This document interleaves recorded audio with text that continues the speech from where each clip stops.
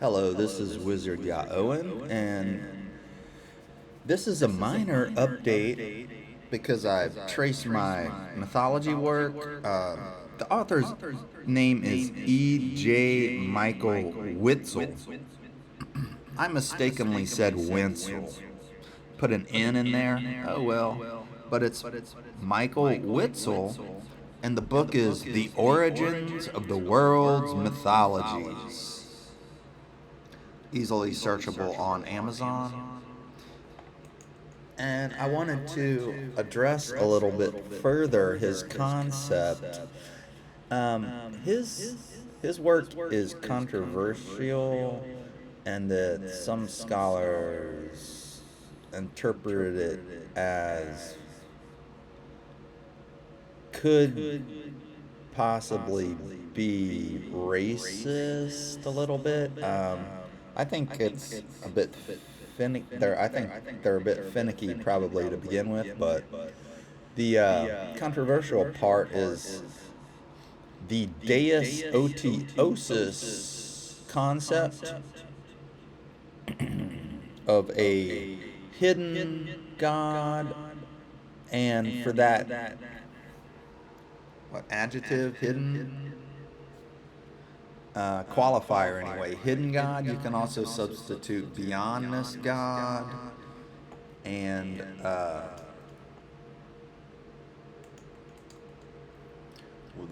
withoutness having kind of nothing to do with the people a little bit. Like it's a slightly odd concept, but there's a decent definition of it just when you Google Deus Otiosis and you spell that Otiosis,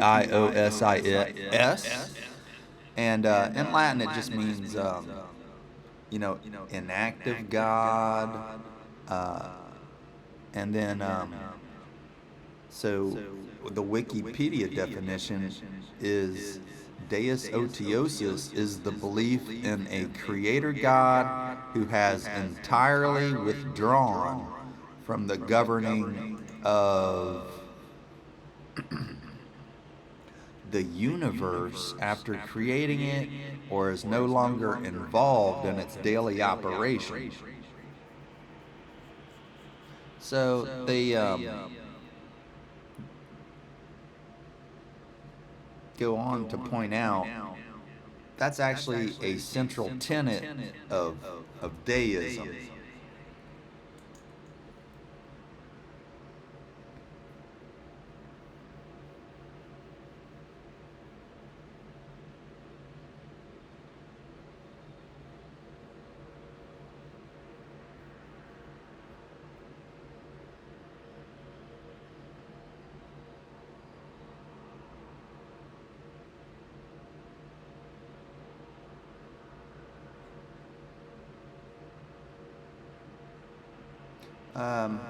Not specifically important though to our very kind of rather specific line of research, because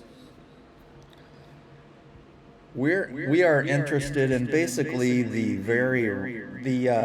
Ein region of the tree of life. So I can define a big chunk of my research as being interested in the number systems 1 through 10 and 1 through 37 as they exist in the major esoteric symbolism of the world. Let me just kind of generalize it there. So the Deus Otiosis concept comes in at the very top of the tree of life, non-surprisingly, because the Deus Otiosis, again, is the belief in a creator God who has entirely withdrawn from governing the universe after creating it. And so it's a type of withdrawn, inactive personhood or beingness. Another definition uh, Deus Otiosis, neutral God or hidden God. In the history of religions and philosophy, a high God who has withdrawn from the immediate details of the governing of the world.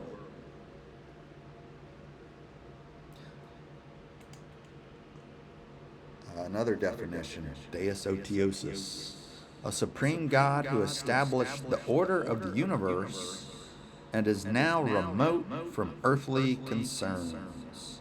Otiose is Greek for at rest. As a result, Otiose deities are usually almost ignored in favor of lesser gods who take an interest in the everyday affairs of humans. And so let me say that whatever other scholars want to say, here's what I would like to point out in regard to Deus Otiosis. It's kind of an ultimate God that didn't quite relate as wonderfully as people wanted, perhaps, and then they started doing more other spirits or other, and other more immediate things. They were, I guess they were, taking more interest with, relating to more, I guess. But anyway, that's slightly off of what I'm trying to get at. I'm trying to get at the Deus Otiosis might be a very deep psychic strata of thought, and it may be a very good symbol for the very top Ein region of the Tree of Life, and specifically if you are considering the Hermetic Tree of Life, where there is a tripartite region of the Ein within the number 0 as precedent to the number 1. It's the very top word of that word formula. The word formula, I even have a graph, is Ein Sof, R. And I'm saying the Deus Otiosis corresponds to the Ein, very top region. And that, as I spoke previously in videos, is that I ascribe the primordial family to that region as well, which I started doing in 2019. So where I ascribe Hadith to the Ein region, Nuit to the Ein Sof region, and Horpar Krat as the child principle to the Ein Sof R region.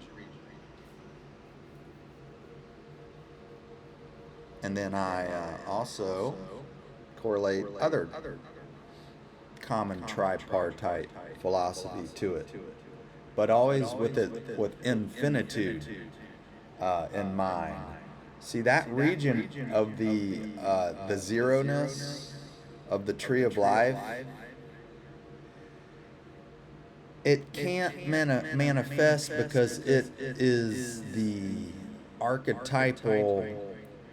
two archetypal opposites, and then the symbolism is especially keen with the child. So you've got father, mother, child, and then there's a Indian formula you've probably heard. Everybody's probably, no, not everybody, but it's pretty common. It's called Sat Chit Ananda, being consciousness bliss. It's kind of said to be the 3 parts of enlightenment or kind of Buddha consciousness. It's pretty cool. That's why everybody kind of remembers, like, oh, that's the three parts of the enlightened mind or something like that. But nobody, no really. It's like cool, being consciousness bliss, man. You can even joke around about it. But anyway, as fortune would have it, because it is a cool formula, it exists correlated to the Ein region of the Tree of Life, and sure enough, being Sot is Hadit and the Ein region, so that is the Deus Otiosis. And you can imagine that guy, like that Beyondness dude, is the original yogi. And that's why it's kind of more father, because the father would go out hunting and theoretically should have been away from the family the most as the strongest person, because he would be the one kind of fighting if there was any kind of tribe of warriors that would kind of lead the families in battle. That would be a so the logic is there for the male being away from the household the most, and not to say that's always the case, because there was just hunter-gatherer societies that would, but I'm just saying a little bit it could have been there, and so you could get that very deep strata of the Deus Otiosis figure correlated to basically the father. So I'm saying Sot is the father, as Hadit as the Ein. And now the formula doesn't follow the normal flow. You have Sat Ananda. You have father, mother. And so it's Sat Ananda, being bliss. And Ananda is bliss, and that's Nuit as the Ein Sof, as the Wu Ji, as just the calligraphic black circle on a piece of white parchment. A beautiful calligraphic black circle. Wuji. And then the final part is Chit, and that's consciousness. And so what I'm saying, that perfectly correlates to the Ein Sof R as light, because there you have limitlessness being qualified into light. Limitless light now. Illumination. Brilliance. Infinite brilliance. So, let me put it all together. The Chit is the child, is the Ein Sof R, and that is the original human being and the original knower. And Shiva, what I'm getting at is that's Shiva. If you turn the formula, if you change the second two parts of that formula, you have Sat Ananda Chit. And I'm saying that is correlated to the Ein Sof R of the Tree of Life.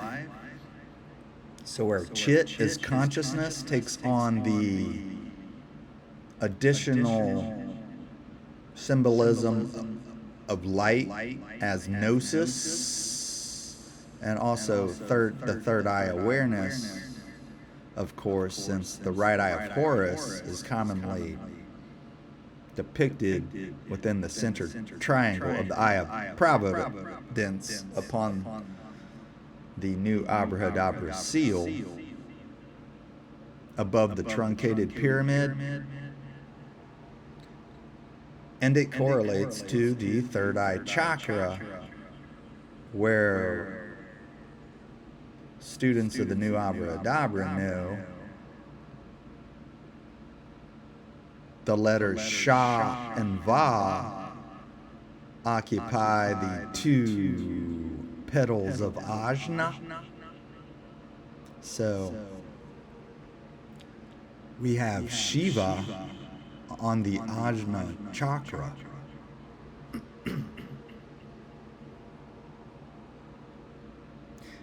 That's Chit.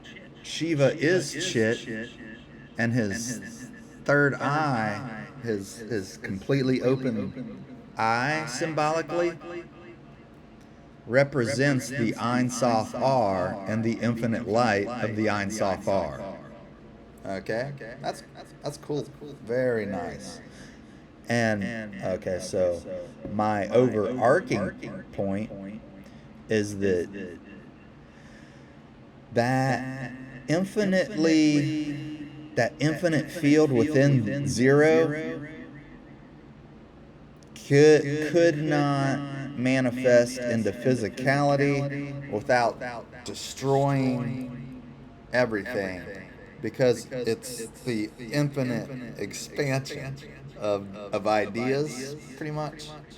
And what I want to use as the example is the Ein Sof R as limitless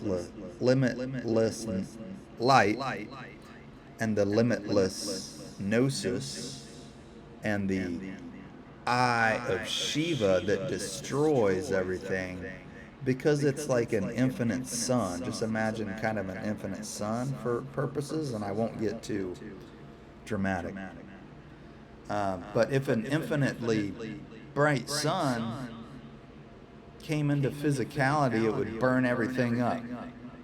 In any kind of physicality, you know, it just like, there was that movie, new movie Oppenheimer out, actually, that just came out, and the early scientists, when making the atomic bomb, were right at first afraid there could be a reaction in the atmosphere of the air that would keep igniting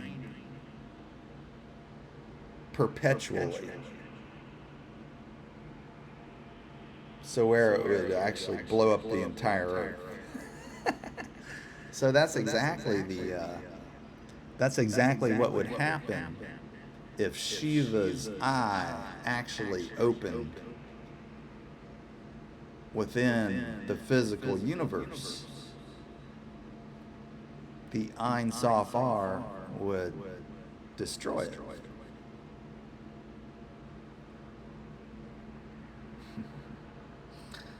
So I just wanted to note that, because it shows you the infinitude. It's an example of the infinitude of the Ein Sof R, of what we're talking about.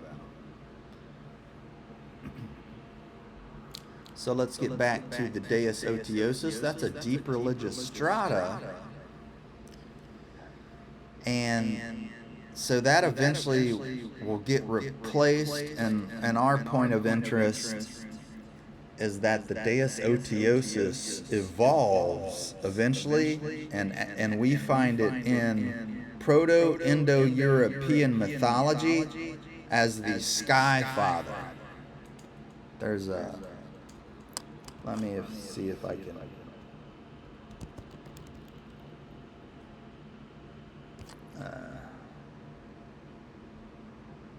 I'm not sure I can get that. Yeah, I got that. It's like in Latin, it's called Deus Pater, Sky Father. So the Deus Otiosis eventually becomes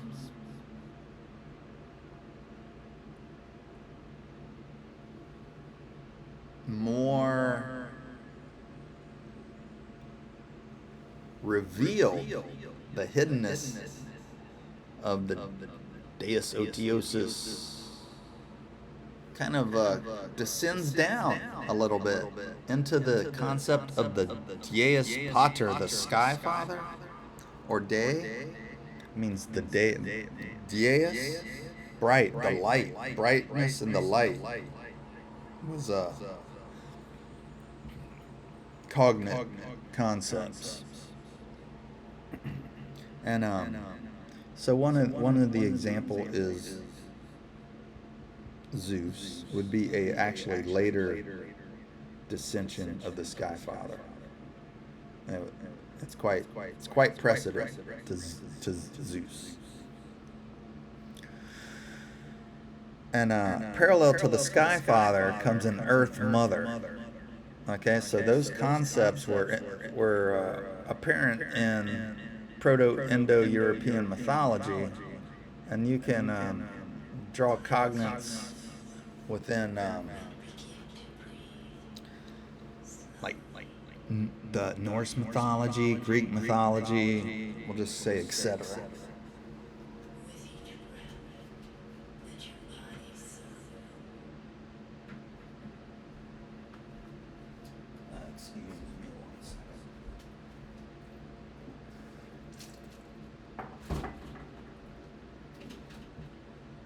So we've got Sky Father and Earth Mother.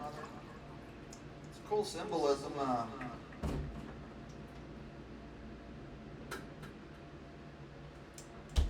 I guess from the day, the brightness, and then also the rains. The rain was said to fertilize the earth and make it grow, which was seen as fatherly or heavenly. But I'm not sure they would have made the correlation of the semen fertilizing the yoni yet. It's just apparently. I'll try to get more reason down there, but it's basically just the Sky Father and Earth Mother come up for whatever reason. I mean, the males were more active, and the females did kind of do more low-key stuff. I'll just say, I guess. But I think my point's taken. Seeing that I don't really have like a ton of points, I should be able to get out. Nope, 7. Okay. So we got. I have to harp on this point that we have the Sky Father and Earth Mother. The Deus Otiosis is like this beyondness god. Is an early strata, and I was speaking on what Witzel's The Origins of the World's Mythologies book, and he kind of associated, like, I think he even used the term Gondwana or something like as that to describe that strata mythology, and some people thought that was maybe racial, but he was trying to trace those ideas as they cropped up. But we don't have to even enter into any of that. Basically, just the concept that the Deus Otiosis eventually evolved and became a little more brought down into a Sky Father with a parallel Earth Mother. So I guess that's the real reason, perhaps, of the origin of the Sky Father, that there was an original Deus Otiosis that got with perhaps a slightly male connotation. More research will be done, but we're getting these themes here. So now we have that Sky Father and Earth Mother, Deus Pater, and I'll just pass on Earth Mother, the Earth Mother, Latin. Anyway, so I mean it's superb, and now it shows up in Chinese philosophy, so that we have to tie that in, and the Kabbalah. So the heaven to earth symbolism is what we are interested in when studying those, the 1 through 10 number system. It's from heaven to earth and from unity to plurality. So within the first strata of mythology, being the Proto-Indo-European mythology, it was basically at the steppes above India. It got born. The first horse riders. The guys who mastered the horses up there on the plains, north, a little bit north of India.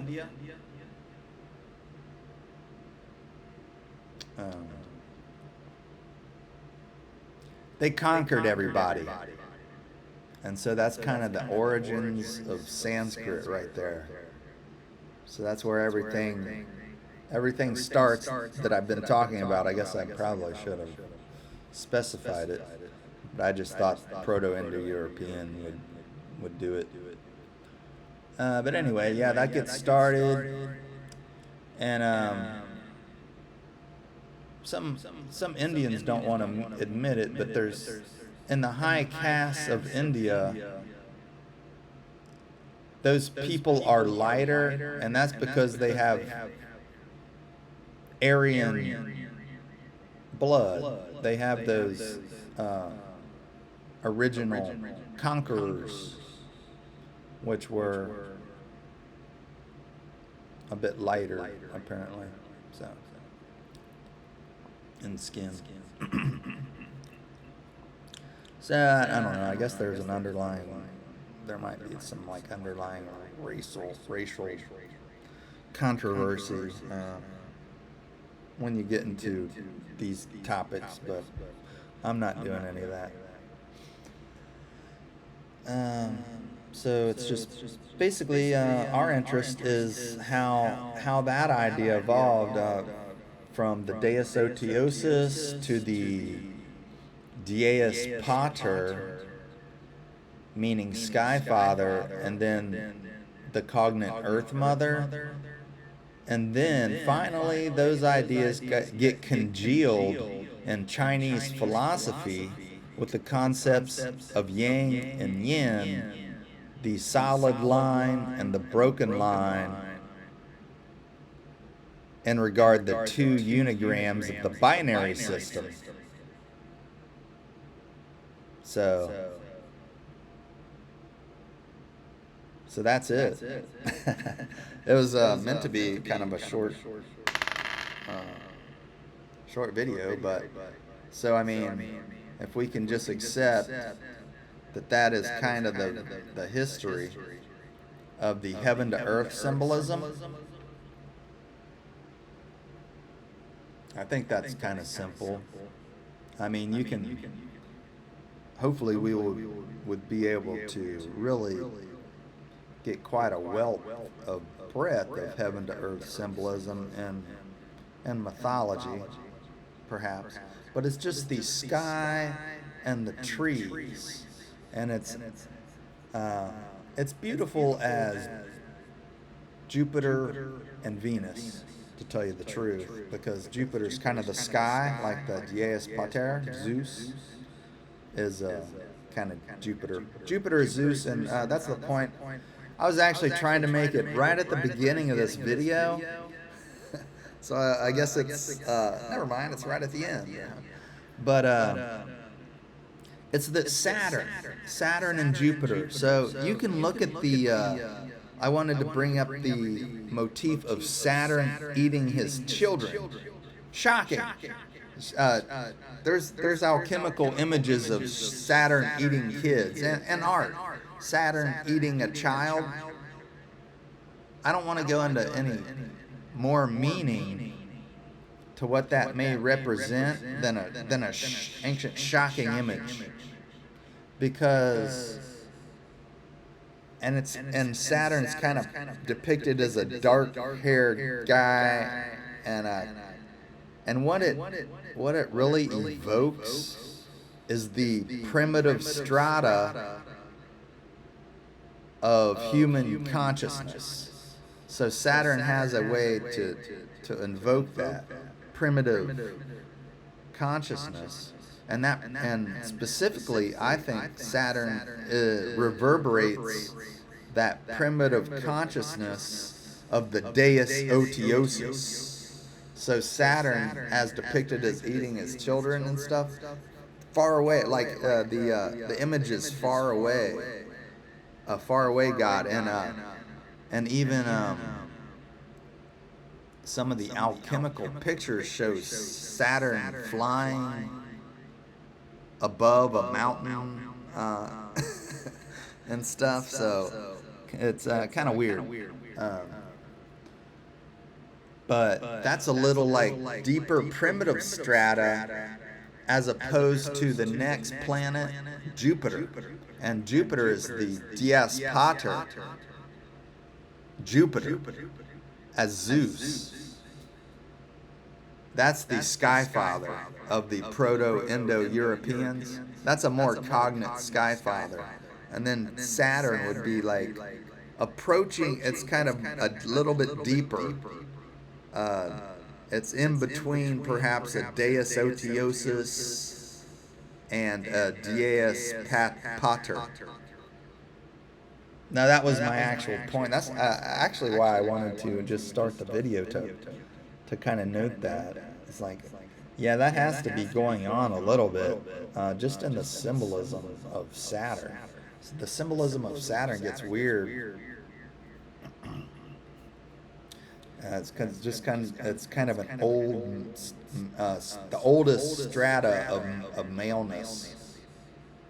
So it gets into the old man, and like, so that's why Saturn gets a little disheveled sometimes, because he's also the old hermit, Saturn, an archetype. But also, so there's a real switch with Saturn that I should mention. Not portrayed within zodiac symbolism usually. Saturn's actually unequilibrated energy. It only gets maybe weird or something when energy isn't totally being wonderfully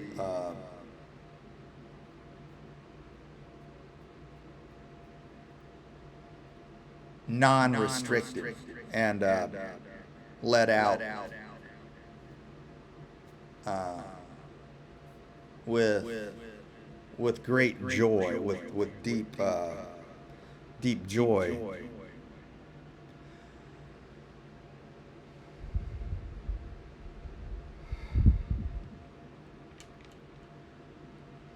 So you have to perhaps do a little yoga and stuff like that. You get churned a little bit and end up enjoying quite a bit. So final point, Saturn is both non-restriction and restriction. Good example, modern band Blue Oyster Cult came up with their own alternate symbol for Saturn and have quite a bit of non-restriction within their musical playing, like as far as energy. So that's what I'm saying. You just listen to them and you could kind of see how, and rock and roll perhaps in general, you can see how Saturn is also non-restriction. It's kind of a heavy gnosis, a little bit of like putting it on you a little bit, rock and roll, like loud stuff. So And that's the non-restriction part, okay? And that gets underplayed. That's why kind of rock and roll and probably music is liberating like that, because that energy gets kind of thrown under the rug somehow by people going out like going through the rote day and stuff like that. Kind of gets into the lead of Saturn, where you're restricting and also getting older. Your bones, your neck kind of gets stiff perhaps and stuff like that. You kind of stiffen up, and that's the more restriction of Saturn. But when you see Saturn kind of disheveled eating children and stuff like that, it's the